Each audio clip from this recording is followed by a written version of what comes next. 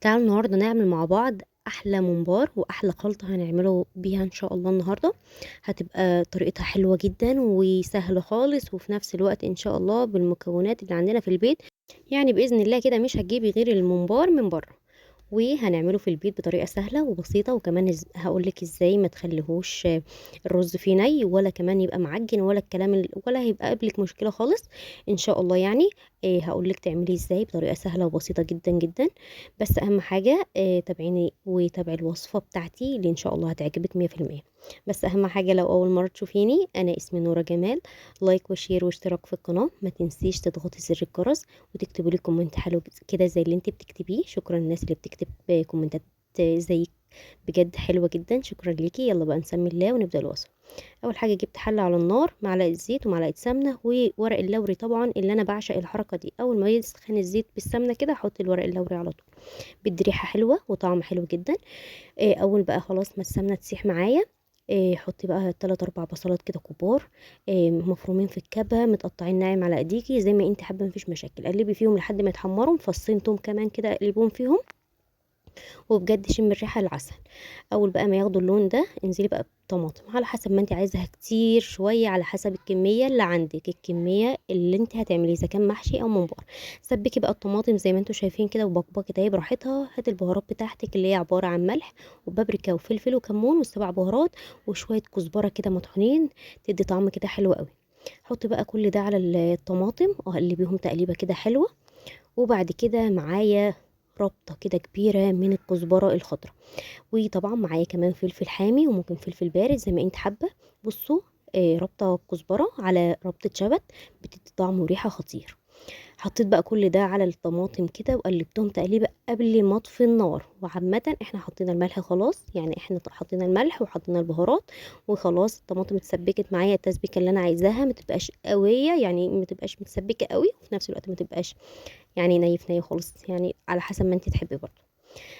قلبتها تقليبه زي ما انتوا شايفين كده. وهاتي بقى الحله اللي احنا هنسلق فيها الممبار الاول. عامه احنا حطينا فيها جزر وطماطم وكمان بصل، وطبعا هنحط البهارات اللي هي عباره عن ورق لوري وكمان شويه فلفل اسود. ولو حابه تحطي بهارات كمان مفيش مشاكل، حطيها بقى على النار على ما نحشي الممبار تكون هي غليت. هنحط بقى الرز بتاعنا وعليه الخلطة. طبعا غسلناه ونضفناه كويس، الرز على حسب الكمية اللي انت عايزاها. بس اهم حاجة ما تبقاش كتيرة علشان الصلصة ما تطلعش معاكي بيضة، عايزينها تبقى حمرا كده وجوسي وشكلها حلو كده. خدت طبق كده خارجي حطيت فيه شوية من الرز اللي بخلطة اللي احنا عاملينه ده. ليه؟ علشان ما نبهدلش الرز كله. عامة لو ممكن يبقى مننا شوية ممكن نعينهم في الفريزر او ممكن نعينهم في التلاجة على حسب ما ممكن نعمل بيهم محشي تاني، ما يبقاش واخد زفارة من الممبار خالص. عامة الممبار ده مغسول ومنقوع ومتجرف وكل حاجة. بصوا احنا مطلعين عينينه قبل ما يتحشى اصلا. احشي بقى كده. بصي انا صباعيني بيدخلوا في الممبار كده عادي. بصوا هنا بحشي الحشوة ويبقى مساوي، يعني ما تبقاش هتنفجر من الرز، لا. بصوا الطريقة دي يبقى واخد راحته خالص. بصوا اكنه ما فيش رز، هو اصلا اول ما بينزل في المية السخنة بيتنفخ على طول. نضفيه بقى تنظيفة كده حلوة وشيل الرز اللي عليه كله، علشان عامة ما يملاش الحلة معاكي تبقى مليانة رز ولا الكلام ده خالص. هجيب بقى حشو كمان، هحشي ممبرايه كمان معاكم كده. طريقتها سهله خالص وبسيطه وما بتاخدش مني وقت خالص. طبعا في ناس ما بتعرفش تعملها بايديها، ممكن تعملها بقمح، ممكن تحبي اللي انت تحبيه والسهل ليكي اعملي يا ست الكل، ما فيش مشاكل. بس اهم حاجه لو وصلت لحد هنا ما تنسيش الكومنت الحلو واللايك القمر بتاعك. وكمان لو مش مشترك في القناه يا ريت تشتركي كده علشان تدعميني باشتراكك الحلو ده. وبصوا هنا جبت الناحيه التانية، هي دي الممبرايه دي طويله شويه، فهحشيها من ناحيتين مفيش مشاكل. براحتك خالص، عايزه تطوليها عايزه تقصريها زي ما انت عايزه، اعملي اللي انت تحبيه. حشيتها اهو.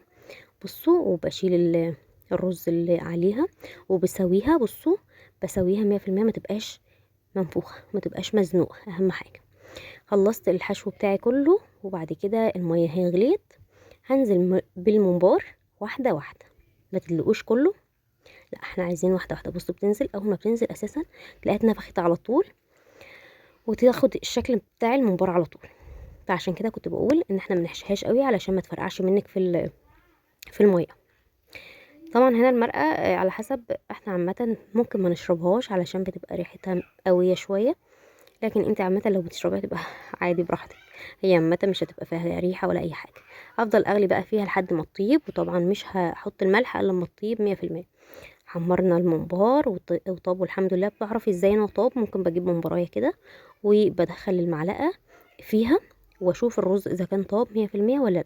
عايز يستنى شويه مفيش مشاكل، طاب يبقى خلاص. حمرناه وطلعناه قدمناه. بصوا الجمال والحلاوه، وقسمناه وبصوا هيحدف على البق على طول مش هيستنى. بصوا الجمال والحلاوه، ايه ده؟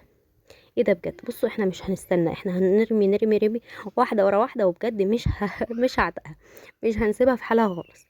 بصوا الجمال والحلاوه والطعامه، والرز مفلفله 100%. بجد ولا غلطه. يا رب يكون الفيديو بتاعي عجبكم. ما تنسونيش في اللايك والاشتراك وتضغطوا زر الجرس. بحبكم كتير، وتكتبوا لي كومنتات حلوه كتير زي اللي انتوا بتكتبوها.